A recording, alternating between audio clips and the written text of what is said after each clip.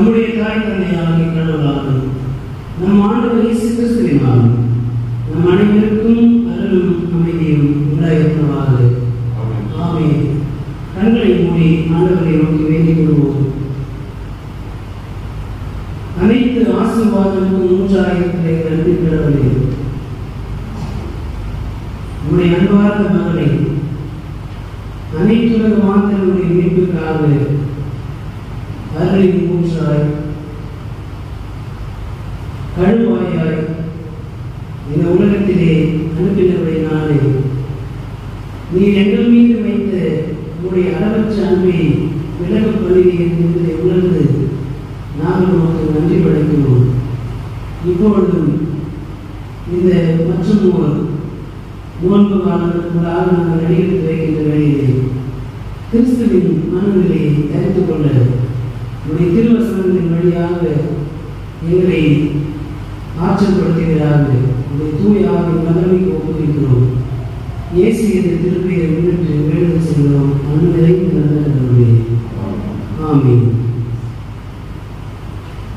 கிறிஸ்துவுக்குள் அன்பான சகோதர சகோதரிகளே, சாம்பல் புதன் என்று சொல்லப்படுகின்ற இந்த நாளிலே படித்து சிந்திக்கும்படியாக நம்முடைய திருச்சபையுடைய முன்னோர்களால் முன்குறிக்கப்பட்டுள்ள நற்செய்தி பகுதி தூய மத்தேயு என்பவர் எழுதிய நற்செய்தி நூல் 6ஆம் பிரிவு திருவசனங்கள் 5 தொடங்கி 21 வரை அடங்கிய பகுதியை படிக்க அனைவரும் எழுந்திருந்து கவனமாய் கேட்போம்.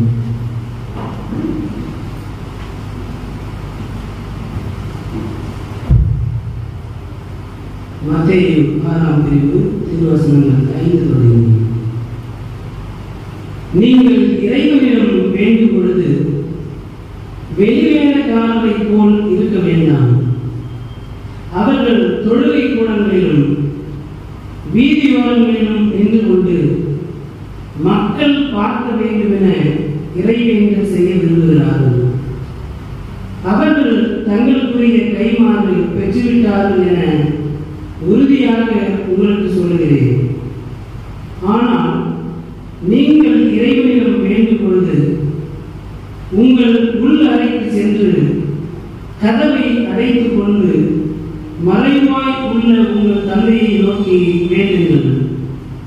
மறைவாய் உள்ளதை காணும் உங்கள் தந்தையும் உங்களுக்கு கைமாறு அளிப்பார். மேலும் நீங்கள் இறைவனிடம் வேண்டும் பொழுது பிற இனத்தவரை போல பிதற்ற வேண்டாம். மிகுதியான சொற்களை அடுக்கிக் கொண்டே போவதால் தங்கள் வேண்டுதல் கேட்கப்படும் என அவர்கள் நினைக்கிறார்கள். நீங்கள் அவர்களைப் போல் இருக்க வேண்டாம். ஏனெனில் நீங்கள் கேட்கும் முன்னரே உங்கள் தேவையை உங்கள் தந்தை அறிந்திருக்கிறார். ஆகவே நீங்கள் இவ்வாறு இறைவனிடம் வேண்டுங்கள். விண்ணுலகில் இருக்கிற எங்கள் தந்தையே, உமது பெயர் தூயதென போற்றப்பெறுக. உமது ஆட்சி வருக. உமது திருவுளம் விண்ணுலகில் நிறைவேறுவது போல மண்ணுலகிலும் நிறைவேறுக. இன்று தேவையான உணவை எங்களுக்கு தாரும். எங்களுக்கு எதிராக குற்றம் செய்தவரை நாங்கள் மன்னித்துள்ளது போல எங்கள் குற்றங்களை மன்னியும். எங்களை சோதனைக்கு உட்படுத்தாதையும், தீயோனிடமிருந்து எங்களை விடுவியும். ஆட்சியும் வல்லமையும் மாட்சியும் என்றென்றும் உமக்கே. ஆமென். மற்ற மனிதர் செய்யும் குற்றங்களை நீங்கள் மன்னிப்பீர்களானால் உங்கள் விண்ணக தந்தையும் உங்களை மன்னிப்பார். மற்ற மனிதரை நீங்கள் மன்னிக்காவிடில் உங்கள் தந்தையும் உங்கள் குற்றங்களை மன்னிக்க மாட்டார்.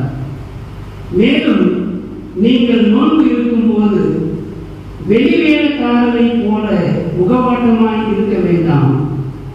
தாங்கள் நோன்பு இருப்பதை மக்கள் பார்க்க வேண்டும் என்றே அவர்கள் தங்கள் முகங்களை விகாரப்படுத்திக் கொள்கிறார்கள். அவர்கள் தங்களுக்குரிய கைமாறு பெற்றுவிட்டார்கள் என உறுதியாக உங்களுக்கு சொல்கிறேன். நீங்கள் நோன்பு இருக்கும்போது உங்கள் தலையில் எண்ணெய் தேய்த்து முகத்தை கழுவுங்கள். அப்பொழுது நீங்கள் நோன்பு இருப்பது மனிதருக்கு தெரியாது, மாறாக மறைவாய் இருக்கிற உங்கள் தந்தைக்கு மட்டும் தெரியும். மறைவாய் உள்ளதை காணும் உங்கள் தந்தையும் உங்களுக்கு ஏற்ற கைமாறு அளிப்பார். மண்ணுலகில் உங்களுக்கென செல்வத்தை சேமித்து வைக்க வேண்டாம். இங்கே பூச்சியும் துருவும் அழித்துவிடும், திருடரும் அதை கண்ணமிட்டு திருடுவர். ஆனால் விண்ணுலகில் உங்கள் செல்வத்தை சேமித்து வையுங்கள். அங்கே பூச்சியோ துருவோ அழிப்பதில்லை, திருடரும் கண்ணமிட்டு திருடுவதில்லை. உங்கள் செல்வம் எங்கு உள்ளதோ அங்கே உங்கள் உள்ளம் இருக்கும் என்றார்.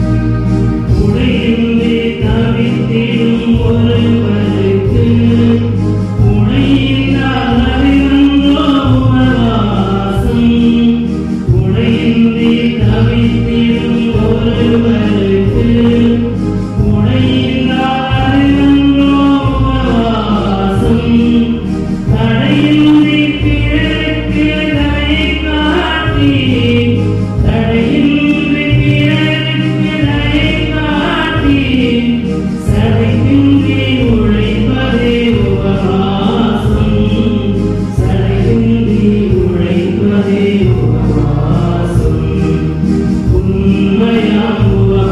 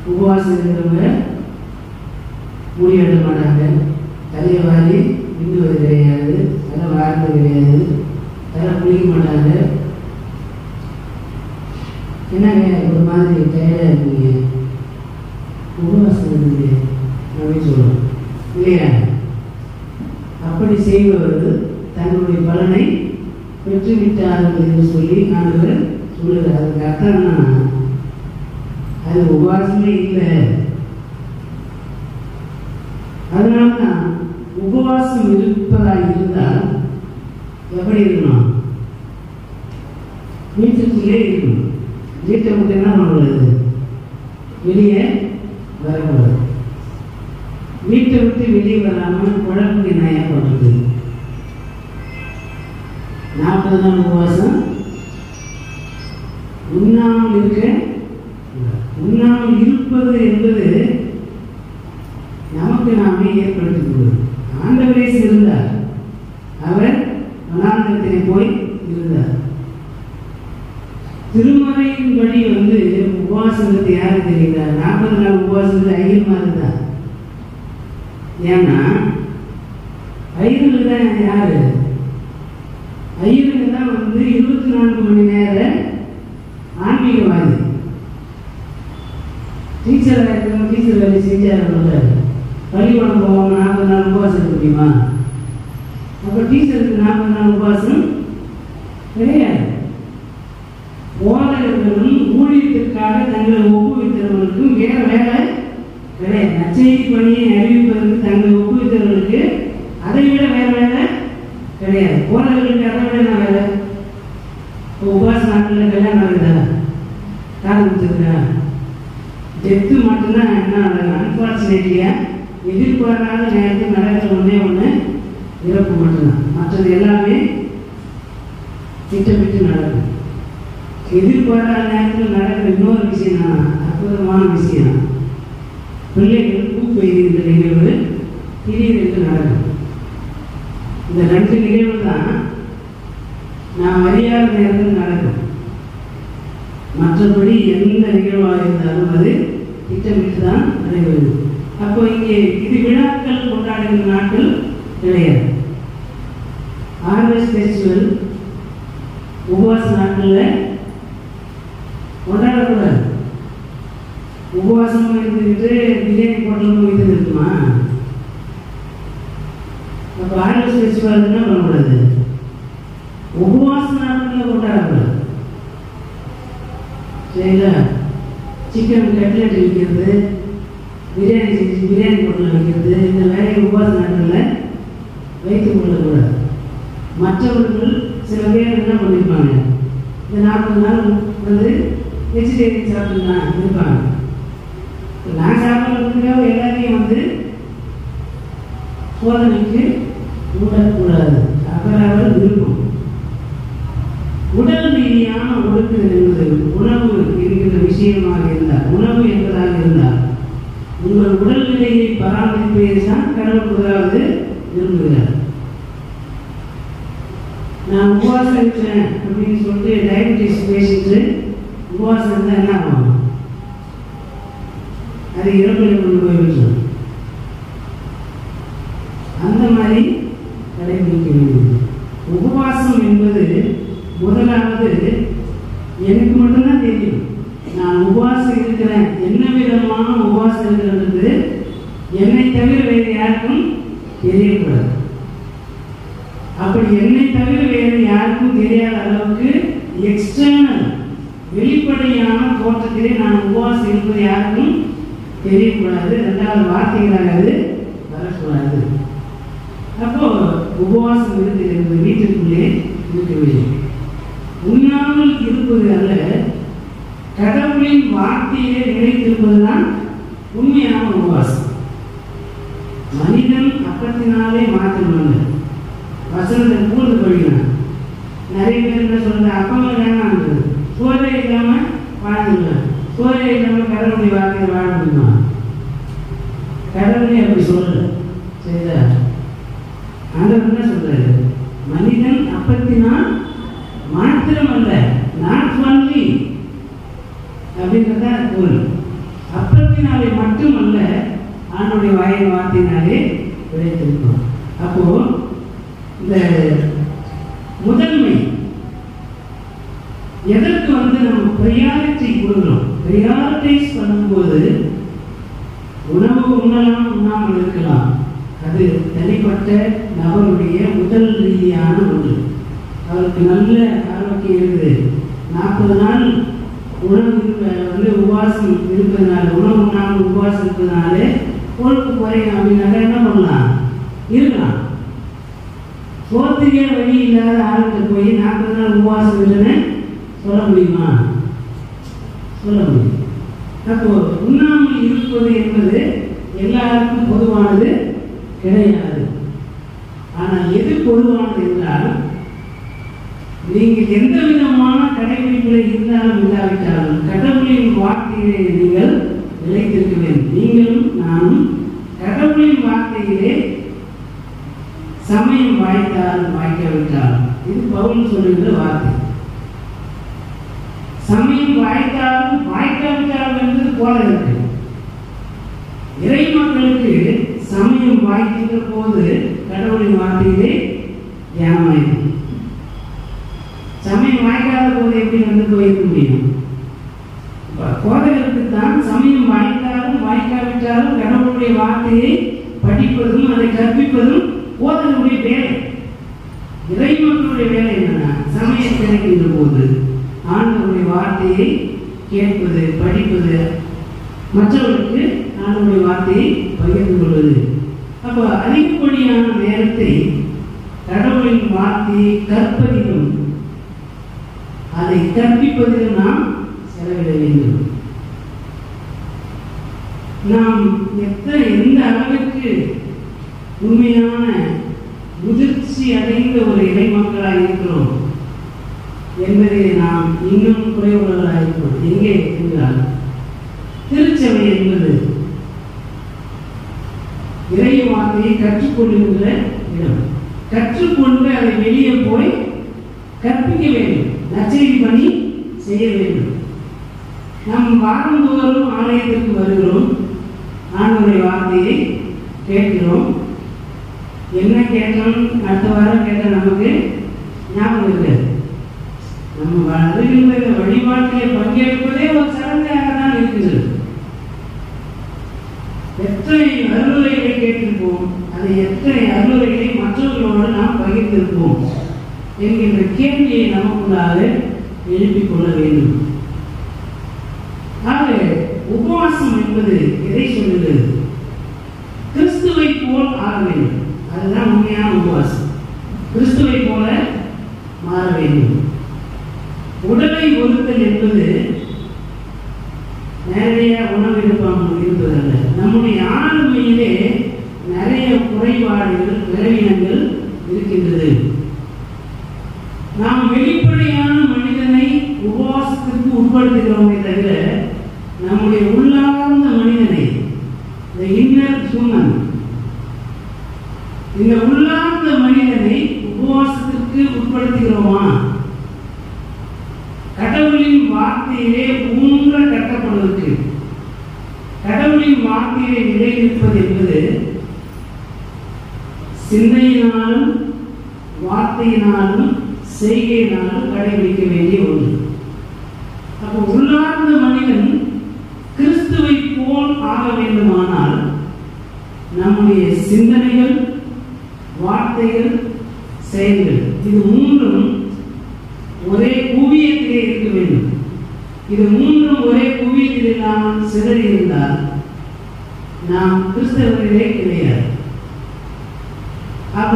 நாம் சிந்திக்கின்ற கடவுளின் வார்த்தைகள், நாம் பேசுகின்ற கடவுளின் வார்த்தைகள் நாம் கடைபிடிக்கின்றோமா? அப்படி கடைபிடிக்கின்ற போதுதான் உண்மையான கிறிஸ்துவை நாம் வெளிப்படுத்த முடியும். ஆண்டவர் இயேசுவுடைய அந்த திருமுழுக்கை குறித்து நாம் சில வார்த்தைகளை கேட்டிருக்கிறோம். ஆண்டவர் இயேசுவுக்குள்ளாகவே தந்தையாகி கடவுளும் தூய ஆவியாரும் குடிகொண்டிருக்கிறார்கள். நமக்குள்ளாக அந்த மூவர் கடவுள் குடிகொண்டிருக்கிறாரா? குடிகொண்டிருப்பதற்கான முயற்சிகளை நாம் எடுத்திருக்கிறோமா என்பதை மனதிலே உருவாங்க வேண்டும். நற்செய்திக்காக எல்லாருக்கும் எல்லாருமானேன் துன்பங்களை சகிக்க வேண்டும். கடவுளின் வார்த்தைக்காக துன்பங்களை சகிக்க வேண்டும். இன்றைக்கு திருச்சபை நற்செய்தி பணியை துணிவோடு செய்கிறதா? பெரும்பாலும் டாக்ஸ் கொடுத்து, இல்லை பைபிள் கொடுத்து அடி வாங்குகின்ற ஊழியக்காரங்க தான் இண்டிபெண்டன்ட் ஊழியர்கள் தான். கட்டமைக்கப்பட்ட இன்ஸ்டிடியூஷனலைஸ்டு சர்ச், ஆர்கனைசேஷனல் சர்ச் வந்து நற்செய்தி பணியை பெரிய அளவில் செய்வதே இல்லை. நம்ம எல்லாம் வந்து வேலை வாங்கணும், ப்ரமோஷன் வாங்கணும், டிரான்ஸ்ஃபர் வாங்கணும். இதிலேயே நம்முடைய அதிகப்படியான நேரம் ஓடிக்கொண்டே இருக்கிறது. நற்செய்தியை அறிவிப்பதற்காக நாம் முனைவு காட்டுகின்ற மக்களாக இருக்க வேண்டும். போலீஸ் ஸ்டேஷன் போயிட்டாலே பெரிய குற்றவாளி, ஜெயிலுக்கு போயிட்டாலே பெரிய குற்றவாளி. நாம் எதற்காக காவல் நிலையத்தில் போகிறோம், எதற்காக சிறைப்படுத்தப்படுகிறோம் என்பது கவனிக்கப்பட வேண்டியது. நாம் திருவிட்டு போயிட்டு சிறைச்சாலை போனால் அது கிறிஸ்துவுக்கு அவமானம். ஒரு கிறிஸ்தவன் நான் திருவிட்டு வராமல் அப்படின்னு சொல்லுவான். ஆனால் ஆண்டவருடைய வசனத்தை சொன்னதுனாலே என்னை ஒருவன் சிறையில் தள்ளினால் அதனாலே ஆண்டவருக்கு மகிமை. கிறிஸ்துவுக்காக சிறையில் போய்விட சிறையை ஏற்றுக்கொள்ளுகின்ற அளவுக்கு பக்குவப்பட்டிருக்கிறார். அடித்தாலும் துன்பங்களை கொடுத்தாலும் துன்புறுத்தல்களை கொடுத்தாலும் கடவுளின் வார்த்தையாக எல்லாத்தையும் சகிக்கிறாங்க என்கின்ற போது அப்படின்னா இவர் வணங்குகின்ற கடவுள் பெரிய கடவுள் என்று ஒரு வியப்பு உண்டாக்குகின்ற ஒரு வாழ்வு நம்மளுக்கு இருக்க வேண்டும். நாம போலீஸ் பிடிச்சிட்டு போயிருவோம், இல்லை சில சமயத்தில் நம்மை குற்றவாளி ஆக்கிடுவாங்க, நம்மளை மேலே கேஸ் போட்டுருவாங்க. நம்ம பைபிள் இருக்குன்னு வெளியில பைபிளை பகிரங்கமாக நீங்கள் எடுத்து போகிறது கூட நம்ம என்ன இல்லை, தைரியம் இல்லை.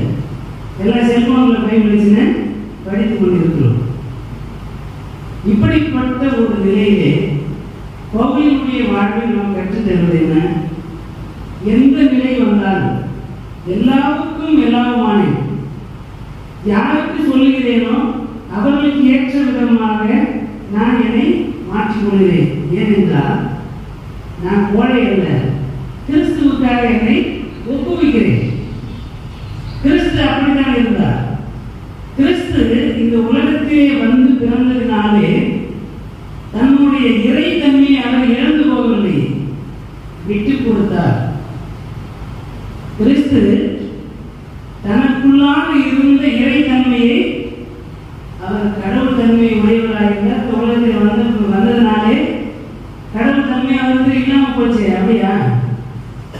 அப்படியா? அவருக்குள்ளாக கடவுள் தன்மை இருக்கிறது. அதை இழந்து போகாமல் அதை தனக்கான ஆதாயமாக தனக்கான புகழ்ச்சிக்காக அதை ஆண்டவர் என்ன பண்ண பயன்படுத்தவில்லை.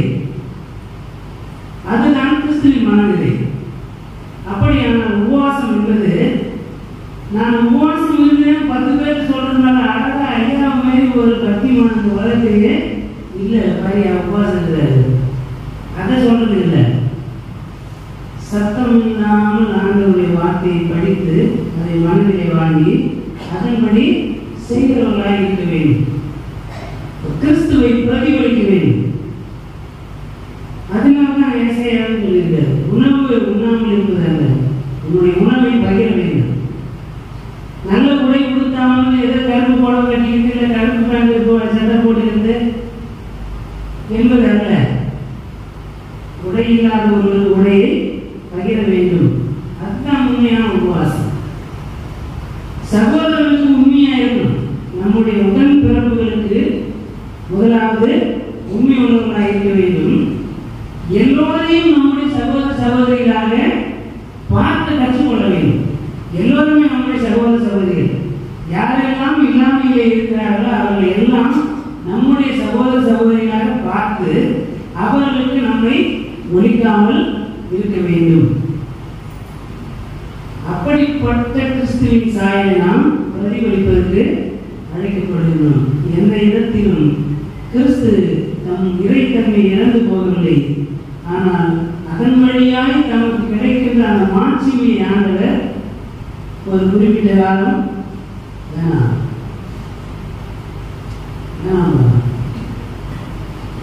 என்று அதை அமைதிப்படுத்தி வைத்துவிட்டு இந்த உலகத்திலே மனிதனாக வந்த நோக்கத்தை நிறைவேற்றுவதிலே மிகவும் கண்ணும் கருத்துமாய் இருந்தார். அப்படி நாம் இருக்க வேண்டும். நாம் எதை செய்தாலும் அதிலே நமக்கு புகழை தேடுவதற்காக இன்டென்ஷன் ஒரு செய்வதனாலே அந்த செயல் பாராட்டப்படும். அப்போது அதை செய்தவருக்கும் பாராட்டு கிடைக்கத்தான் செய்யும். ஆனால் பாராட்டுக்காகவே ஒரு செயலை செய்வதை ஆண்டவர் விரும்புவதில்லை. ஆகவே கிறிஸ்து கடவுளின் திருவுளத்தை நிறைவேற்றினார். அதன் வழியாக அவருக்கு மகிமை வருகிறது. ஆனால் நமக்கு மகிமை வர வேண்டும் என்பதற்காகவே ஆண்டவர் எதையும் செய்யவில்லை. அப்போ நாம் அந்த இடத்திலே கிறிஸ்துவை உள்வாங்கி நாம் ஏற்றுக்கொள்வதற்கு அழைக்கப்படுகிறோம். இப்படி நாம் கிறிஸ்துவின் மனநிலையை பெற்றுக்கொள்ள வேண்டுமானால் நாம் முதலாவது செய்ய வேண்டியது என்ன? கடவுளின் அருளை நாட வேண்டும். கடவுளின் அருளை நாடுவது எப்படி? அதை எப்படி பெற்றுக்கொள்ள முடியும்? என்னுடைய பாவங்களை நான் முதலாவது விட்டுவிட வேண்டும். எனக்கு தாவீதுக்கு பிடிக்காத ஒரு வசனம் என்னன்னா, என் தாய் என்னை பாவத்திலே கற்பதை எனக்கு பிடிக்காத ஒரு வார்த்தை. நான் செய்த என்னுடைய ஒழுங்கீனமான செயலுக்கு எங்க அம்மாவை குற்றப்படுத்த எனக்கு உரிமை கிடையாது. அவங்க அம்மாவை கூட்டு போய் பச்சை பாட்டை போவான்னு சொன்னாங்க. எவ்வளவு பெரிய பாவம் அது. நான் தப்பு பண்ணிட்டு எங்க அம்மாவை அசிங்கப்படுத்துறேன். நான் பாவம் செய்திருக்கேன். அந்த என்னுடைய பாவத்தை மன்னியும். அதோட நிப்பாட்டினா என்னை விட எங்க அம்மா ஏதோ பெரிய பாவி மாதிரி சொல்லக்கூடாது. இன்னைக்கு நம்ம எல்லாருமே சொல்லணும், அவனை விட நம்ம பெரிய பாவி இல்லை. இதை தான் செய்து கொள்ளணும், அதை தான் செய்யக்கூடாது. உன் பாவங்களை முதலாவது அறிக்கணும். அப்போ கடவுளின் அருளை பெற வேண்டுமானால் நம்முடைய பாவங்களை முதலாவது விட்டுவடிக்க வேண்டும். நம்முடைய பாவங்களை விட்டுவிடாமல் நாம் ஏறெடுக்கின்ற வழிபாடுகள், உபவாசங்கள், இரவு ஜெபங்கள் எதுவாயிருந்தாலும் அது கடவுளின் பார்வையில் மிகவும் அருவருப்பானது. நம்முடைய பாவங்களை அறிக்கையிட்டு ஆண்டவருடைய இரக்கத்தையும் அவருடைய மன்னிப்பையும் பெற்றுக்கொண்டு நாம் அவரை ஆராதிக்கின்ற போதுதான் என் பிள்ளைகள் என்று ஆண்டவர் சொல்லுகின்ற அந்த உரிமை நமக்கு வருகிறது. அந்த தூய்மை, அவருடைய தூய்மை நமக்குள்ளாக வருகிறது. தாவீதுக்கு பிடிச்ச விஷயம் என்னன்னா, நான் செய்த பாவத்தை வெளிப்படையாக அறிக்கையிடுகிறார். அது அங்கே இருக்கின்ற நல்ல செய்தி. அப்போ பாவங்களை அறிக்கையிட வேண்டும். அறிக்கையிட்டு அதை விட்டுவிட வேண்டும். விட்டுவிட்டால்தான் கடவுளுடைய அருளை நாம் பெற முடியும். ஹிட்லர் வாழ்ந்த காலத்திலே டீட்ரிச் பான்ஹோஃபர் என்கின்ற ஒரு ஜெர்மானிய போதகர் இருந்தார். ஜெர்மானிய இறையியலாளர் என்று தான் சொல்றார். ஆயிரம் மட்டத்திலே இறையியலாளர் என்ற வார்த்தையை அதிகமாக பயன்படுத்துறாங்க. அவர் ஒரு போதகர், அடிப்படையிலே போதகர், ஆழ்ந்து சிந்திக்கின்ற ஒரு விடுதலை சிந்தனையாளர். சிறைப்பட்டவர்களை விடுதலையாக்க வேண்டும் என்கின்ற ஆண்டவர் அந்த சிந்தனையை உருவாங்கினார். ஹிட்லர் யூத மக்களை படுகொலை செய்ய திட்டங்கள் வகுக்கின்ற காலத்தை அந்த நாசிசத்தை எதிர்த்தவர் தான் இந்த பான்ஹோஃபர் என்கின்ற போதகர். அதன் காரணமாகவே ஹிட்லர் அவரை தூக்கிலே போட்டார். அவர் சிறையிலே இருக்கின்ற காலங்களிலும் அப்பப்போ பெயில் மாதிரி வெளியே அனுப்புவாங்க. போய் என்ன ஒரு இடத்துல பிரசங்கம் பண்ணுவார். அப்பவும் ஹிட்லர் என்று பிரசங்கம் பண்ணார். திரும்ப அவர் ஜெயிலில் தான் பண்ணுவாங்க, கூட்டிட்டு போயிடலாம். ஜெயிலுக்குள்ள போனோடனே எழுத ஆரம்பிச்சார். இப்படி எழுதுகின்ற போது ஒரு கருத்தை எழுதுவார், சீப் கிரேஸ். இன்னைக்கு உலகத்திலே நிறைய கள்ள போதகர்கள், போலியான போதகர்கள் தெருவுக்கு தெரு இருக்கிறாங்க. எப்படிப்பட்டவனா, கிருபை இறையர், கிரேஸ் தியாலஜி என்ற பெயரிலே நான் செய்த கடந்த கால பாவங்களை ஆண்டவர் மன்னித்து விட்டார்.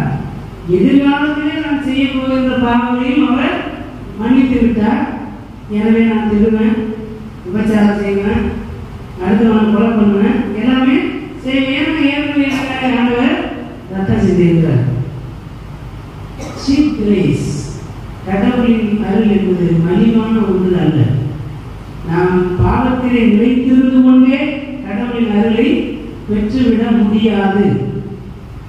நாம் பாவத்திலே நிலைத்திருப்போமானால் ஈவிரக்கமின்றி அழிப்பதற்கும் ஆண்டவர் வல்லவர். ஏனென்றால் அவன் செய்திக்கு தக்கதான பலனை அளிப்பது நீதியுள்ள நியாயாதிபதியாகிய அவருடைய பணி.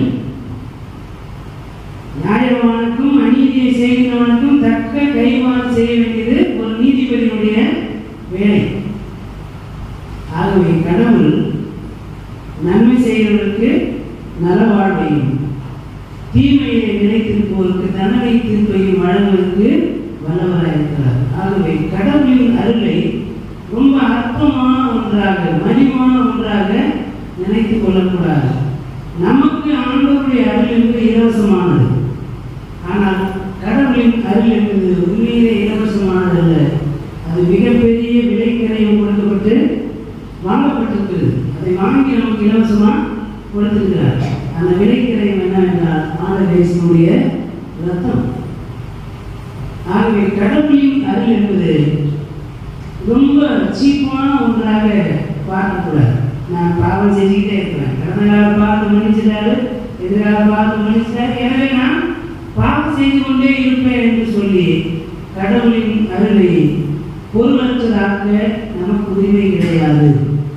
கடவுளின் அருளை நாம் முழுமையாய் பெற்றுக்கொண்டு அவருடைய ஆசீர்வாதங்களையும் அருள்வாதங்களையும் பெற்று வாழ வேண்டுமானால் நாம் நம்முடைய பாவங்களை முதலாவது விட்டு ஒழிக்க வேண்டும்.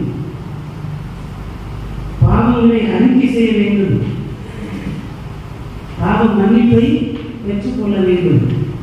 அப்பொழுதுதான் நாம் கடவுளின் பிள்ளைகளாய் இருக்கிறோம். அப்பொழுதுதான் நாம் கிறிஸ்துவினுடைய சாயலை அணிந்து கொள்கிறோம். கிறிஸ்துவை அணிந்து கொள்ளுங்கள். கிறிஸ்துவை நாம் அணிந்து கொள்ள வேண்டும். அவருடைய குணாதிசயம் என்னவோ அதை அப்படியே நாம் வெளிப்படுத்துகின்ற போதுதான் நாம் கிறிஸ்தவர்கள். சீடர்கள் அப்படி வாழ்ந்தார். அப்போது சில நேரங்களில் வரலாற்று இயேசுவோடு கூட சீடர்களுக்கு விசுவாச முரண்பாடுகள் உண்டு. ஆனால் உயிர்த்தெழுந்த இயேசுவோடு சீடர்களுக்கு ஒருபோதும் முரண்பாடு இல்லை. இயேசுவுக்காக தங்கள் வாழ்வை முழுமையாக ஒப்புக் கொடுத்தார்கள். தலை வெட்டப்பட்ட நிலையிலே யாக்கோபு தம்மை ஒப்புவித்திருந்தார். பேதுரு தலைகீழாக சிலுவையில் அறையப்பட்டார். அதுதான் கிறிஸ்துவின் மாதிரி. நற்செய்தி அறிவிப்பதற்கே பயந்து கொண்டிருக்கின்ற ஒரு கட்டமைக்கப்பட்ட ஆலயத்திற்குள்ளாக அழகான விளக்குகள், அழகான இருக்கைகள், வார்த்தையை கேட்டுவிட்டு ஏன் கேட்டோம், எதற்காக கேட்டோம், என்ன செய்ய போகிறோம் என்கின்ற தெளிவை நாம் பெற்றுக்கொள்ளாமல் பிரதிபலிப்பு இல்லாமல் இருக்கின்ற ஒரு வாழ்வை நாம் இன்னும் வாழ்ந்து கொண்டுதான் இருக்கிறோம். நாம் எவ்வளவு ஆண்டவருடைய வார்த்தையை உள்ளே வாங்கி வைத்திருக்கிறோம் என்பதல்ல, அதை எவ்வளவு பயன்படுத்தியிருக்கிறோம். அதான் சொல்றாங்க, நமக்குள்ள எவ்வளவு இன்புட் இருக்குதுன்றது முக்கியம் இல்லை, நம்மளுடைய அவுட்புட் என்ன, எவ்வளவு பயன்படுத்திருக்கிறோம். கடவுள் கொடுத்த ஆற்றலை பிறருடைய வாழ்வுக்காக எவ்வளவு பயன்படுத்திருக்கிறோம். அது பணமாக இருக்கலாம், அறிவாக இருக்கலாம். ஒரு நல்ல ஆசிரியர் நிறைய நூல்களை வாசித்து நல்ல இன்டெலெக்சுவலாக இருப்பாங்க. ஆனால் பள்ளிக்கூடம் போனாலும் போகலனாலும் யாரும் கேட்க போறதில்லை அப்படின்னு நினைக்கிற ஒரு இன்டெலெக்சுவலான டீச்சரை யாருக்குமே பிரயோஜனம் இல்லை. அப்போ அதை முழுமையாக பயன்படுத்துகிற ஆசிரியர்கள் கிறிஸ்துவை பிரதிபலிக்கிறார். அதை முழுமையாக பிரதிபலிக்கின்ற போதகர்கள் கிறிஸ்துவை பிரதிபலிக்கிறார்கள். கிறிஸ்துவுக்காய் நாம் முழுமையாய் கிறிஸ்துவை பிரதிபலிக்கின்றவராய் இருப்பதற்கு அழைக்கப்படுகிறோம். ஆண்டவர் எந்த இடத்துக்காக போய் நான் நோம்புகிறேன்னு சொன்னார். எந்த இடத்துக்கு நான் நோம்புகிறேன் ஆண்டவர் சொல்லவில்லை. ஆனால் 40 நாள் அவர் நோன்புகிறார். வனாந்தரத்திற்கு போய் பலவிதமான சோதனைகள், உடல் ரீதியான உபாதைகள், சைக்கலாஜிக்கல் பிரச்சனைகள், உளவியல் ரீதியான பிரச்சனைகள், இந்த சமூகத்தில் நடைபெறுகின்ற அநீதிகளை தட்டி கேட்க முயற்சிக்கின்ற போது, நீதி மறுக்கப்படுகின்ற போது, துன்புறுத்தல் வருகின்ற போது, நியாயத்துக்காக போராடுகிறவர்களுக்கு மிகப்பெரிய மன உளைச்சல்கள். அப்படிப்பட்ட நிலை ஆண்டவர் இயேசுவுக்கு இருந்தது. அவருடைய ஊழிய நாட்களிலே அவர் பலவிதமான மன உளைச்சல்கள் எல்லாம் சகித்தார். 2 விதமான உபவாசம் இருக்கும். ஒன்று ஊழியம் தொடங்குகிற போது 40 நாள் உபவாசம் இருந்தது, இன்னொரு இடத்துல கடைசி 40 நாட்கள் என்று இருக்கும். ஆகவே ஊழியத்தை தொடங்குகின்ற போது உபவாசம் என்பது என்னை நாம் தகுதிப்படுத்திக் கொள்வதற்கான உபவாசம். ஊழியத்தை நிறைவேற்றி முடிக்கின்ற போது என்னால் இயன்றவரை எல்லாவற்றையும் செய்துவிட்டேன், நான் இனி என்னால் செய்வதற்கு ஒன்றுமில்லை, இதற்கு மேல இன்னத்தில் என்னை ஒப்புவிக்கிறேன் என்று ஒப்புவிக்கின்ற உபவாசம். இது ரெண்டுமே நம்மிடத்தில் இருக்கும். நான் என்ன செய்ய வேண்டும் என்பதை நீர் எனக்கு வெளிப்படுத்தும். இரண்டாவது, நீர் என்ன செய்ய விரும்புகிறீர்கள் அதை நான் செய்து நிறைவேற்றிவிட்டேன் என்று சொல்லக்கூடிய ஆற்றல் நமக்கு, துணிவு நமக்கு இருக்க வேண்டும். அப்படிப்பட்ட ஒருங்கிணைந்த ஒரு உபவாசத்தை மேற்கொள்வதற்கு இந்த நாட்களில் நாம் அழைக்கப்படுகிறோம்.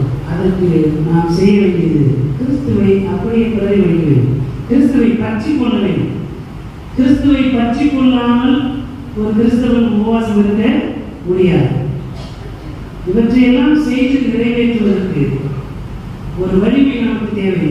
அந்த வலிமை எப்போது கிடைக்கும்? நான் ஜெபிக்கின்ற போதுதான் கிடைக்கும். ஆகவே பிரேயர் என்பது நம்முடைய அல்டிமேட் டியூட்டி, நம்முடைய முதன்மையான ஒரு பணி. அது அன்றாட வாழ்வினுடைய பழக்க வழக்கங்களில் ஒன்றாக இருந்தால்தான் கிறிஸ்துவை நம்மாலே பிரதிபலிக்க முடியும். என்னைக்கோ ஒரு நாள் நாம் இறைவேண்டல் செய்திருக்கோம். இதுவரைக்கும் சில நேரத்தில் பண்ணணும், சில நேரத்தில் ஜெபம் பண்ண மாட்டேன், ஏதோ ஒரு அசதி, ஏதோ ஒரு விதமான பலவீனம். ஆனால் இந்த நாட்களிலே முழுமையாக ஒப்புவிக்க அழைக்கப்படுகிறோம். அதோடு கூட என்னவென்றால் இந்த 40 நாட்கள் பயிற்சி என்பது தொடர்ந்து வருகின்ற 325 நாட்களும் கடைபிடிப்பதற்கான பயிற்சி காலம். வயது இருக்குது அப்படின்னா 1/2 மணி நேரம் தான் பாட்டு சொல்லி கொடுக்க முடியாது. 24 மணி நேரம் என்ன பண்ண முடியாது, பாட முடியாது. அந்த 1/2 மணி நேரத்தில் என்ன கற்றுக் கொடுக்கணுமோ அதை வீட்டில் போய் என்ன பண்ணலாம், வாசித்து பார்க்கணும். வாசித்தா தான் வந்து என்ன பண்ண முடியும், இசைக்க முடியும், பாட முடியும். அப்படி இந்த 40 நாட்கள் என்பது 365 நாட்கள் எப்படி வாழ வேண்டும் என்பதற்கான ஒரு பயிற்சி காலம். எனவே அந்த பொறுப்பாண்மையோடு கற்றுக்கொள்கின்ற போது திறம்பட கற்றுக்கொள்கின்ற மாணவர்கள்லாம் எதிர்காலத்தில் நல்ல ஆசிரியராக வர முடியும். அப்படிப்பட்ட ஒரு ஒப்படைப்புள்ள வாழ்க்கை தான் ஆண்டவர் நம்மை அழைக்கின்றார். எனவே நம்மை நாம் முழுமையாக ஆண்டவரத்திலே ஒப்புக் கொடுப்போம். இந்த பயிற்சி காலம் உபவாசத்திற்கான, கடவுளோடு இணைந்திருப்பதற்கான, ஜபத்திலே தரித்திருப்பதற்கான ஒரு பயிற்சி காலத்தை ஆண்டவர் மீண்டும் நமக்கு கொடுத்திருக்கின்றார். கூடுதலாக நம்ம ஜெபிக்க வேண்டியது இன்னொரு லாக்டவுனு வந்துடக்கூடாது இல்லையா? அப்படிப்பட்ட ஒரு நிலை வராதபடிக்கு ஆண்டவரோடு அதிகமாக இணைந்திருப்பதற்கும் குறிப்பாய் திருச்சபை நேர்த்தியாய் நடைபெறுவதற்கு, கடவுளுடைய திருப்பெயர் மகிமை அடைவதற்கு இந்த காலங்கள் ஒரு நிறைவளிக்கின்ற காலங்களாக, நிறைவு வாழ்வுக்கான நிறைவு தரும் காலமாக இந்த நாட்டில் இருந்து கடவுள் நமக்கு ஆற்றல் அளிப்பதாக. உங்கள் பலவீனங்கள் எல்லாம் ஆண்டவருக்கு வைத்து, என் அருள் உங்களுக்கு போதும், உங்கள் வலிமையில் என் வலிமை விலகும் என்று சொல்லி ஆண்டவர் சொல்லுகிறார். எனவே இந்த நம்பிக்கையோடு வலிமையில் இருக்கும். உபவாசத்திலே உடல் ரீதியாக, உளவியல் ரீதியாக வலிமைகள் இருக்கத்தான் செய்யும். இப்படி ஒரு அறுவடை ஆற்றுவதனாலே நான் வந்து எனக்கு வலிமையே வராது அப்படின்னா சொல்ல முடியாது. எல்லாம் மனித இயற்கையின்படி எல்லாருக்குமே விளைகிறது. ஆனால் அதை மேற்கொள்வதற்கு ஆண்டவருக்கு நம்மை நாம் ஒப்புக் கொடுக்க வேண்டும். அதற்கு ஆண்டவர் தம்முடைய ஆவியான வழியாக நாம் ஒவ்வொருவருக்கும் ஆற்றல் வழங்குவார்கள். பெற்றோர்களுக்கு பிள்ளைகளை குறித்த கவலைகள், ஆசிரியருக்கு போய் பிள்ளைகளை பார்த்து பாடம் நடத்த முடியவில்லையே என்று நினைக்கிற எத்தனை ஆசிரியர்கள் இருக்கிறார்கள். அப்படிப்பட்ட ஒரு பிள்ளைகளை பார்த்து நலம் விசாரித்து அவர்களோடு தங்களுடைய நேரத்தை செலவழிக்கக்கூடிய ஒருவேளை ஸ்கூல் எடுத்தது நமக்கு அதுவும் நற்செய்தி அறிவிப்பதற்கான ஒரு தரம். இப்போ டீச்சரை வந்து தினந்தோறும் ஒரு டிவோஷனாக பண்ணியிருப்பாங்க, கேட்டிருப்பாங்க. இன்றைக்கி அந்த நற்செய்தி அறிவிப்பதற்கான சூழல் இல்லை. இந்த நிலையில் மாறி ஆண்டவருடைய திருப்பெயர் இந்த உலகமெங்கும் பறைசாற்றப்படுவதற்கு கடவுள் ஒரு நல்லதொரு சூழலையும் காலங்களையும் ஏற்படுத்தி தர ஆண்டவர்களை வேண்டிக் கொள்ளுகிறாங்க. இந்த உபவாச நாட்களை தொடர்வோம். எல்லாவற்றையும் செய்து நிறைவேற்றுவதற்கான வல்லமையும் ஆளுகையும் அருள்வார்களையும் கடவுள் தாமே நம்முடைய ஆவியான வழியாக நமக்கு நிறைவாய் தருவாராக. கடவுள் தாமே இந்த சிந்தனைகளை நமக்கு ஆசீர்வாதம் தருவாராக. ஆமே. கண்களை மூடியாக நமக்கு வேண்டிக் கொள்வோம். அனைத்து ஆற்றலுக்கும் அருள்வர்களும் ஊற்றாயிருக்கிற அன்பின் கடவுளை தாய் தந்தை மாணவர்கள் எங்களை நாங்கள் முழுமையாக ஒப்புகிறோம்.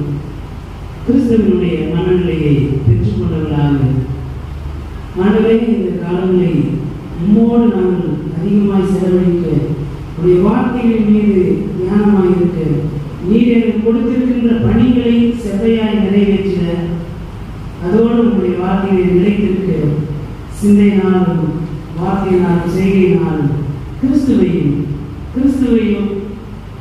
எங்களுக்காக கொடுத்திருக்கிற உண்மையை நாங்கள் மாட்சிமைப்படுத்துகின்ற பிள்ளைகளாக இருக்க ஆண்டவர் எங்களுக்கு அருள் செய்கிறார்கள். எங்களுடைய குற்றங்கள், குறைகள், மீறுதல்கள், தப்பிக்கிறது எல்லாவற்றையும் மன்னித்தவர்கள் உலமாத எங்களுடைய பாவங்களை அறிக்கைகிறோம். ஆண்டவர், நீர் ஒருவரே எங்களை மன்னிப்பதற்கு சகாயராக என்பதை உணர்ந்திருக்கிறோம். இந்த சிந்தனைகளோடு ஒப்படைப்போடு உங்களுடைய கைகளில் எங்களை நாம் கூறுகிறோம். ஆவியான வழியாக எங்களை தேற்றுகிறார்கள், எங்களை ஆற்றுகிறார்கள், எங்களை பலப்படுத்துகிறார்கள். அதை உணர்வான பாதுகாப்பு, பராமரிப்பு, ஆளுகைக்கும் ஒப்புகிறோம். ஆண்டு கொண்டும் பயன்படுத்தும், பலப்படுத்தும், பாதுகாக்கும் இயேசு எங்கள் திருப்பெயரை முன்னிட்டு வேண்டுதல் செய்கிறோம். எங்கள் நம்முடைய நல்ல கடவுளே. ஆமென். பரலோகத்திற்கு பிதாவே, உம்முடைய நாமம் சொல்வதால், உம்முடைய ஆட்சி வருவதால், உம்முடைய சித்தம் பரலோகத்திலே செய்யப்படுவது போல பூமியிலே செய்யப்படுவதாக. எங்களோட முத்து செல்ல நாம் மன்னிப்பது போல எங்கள் பாவத்தை நாம் தீமையிலிருந்து எங்களை சொல்லுவோம். ஆமென். அனைத்து ஆட்சி நிறைந்த நம்முடைய தாயும் தந்தையுமாகிய கடவுளையும் நம்முடைய ஆண்டவர் மீட்பருமாகிய இயேசு கிறிஸ்துவின் அருள்மொழியை தூய ஆவியானுடைய வல்லமையுள்ள பாதுகாப்பு, பராமரிப்பு, மாறாத உடன்படிக்கை உருவாக்கி இன்றும் என்றும் எல்லா கால சிறப்பாய் இந்த நோன்பு காரணம் நிறைவாய் வழங்கி காரணமாக. ஆமென்.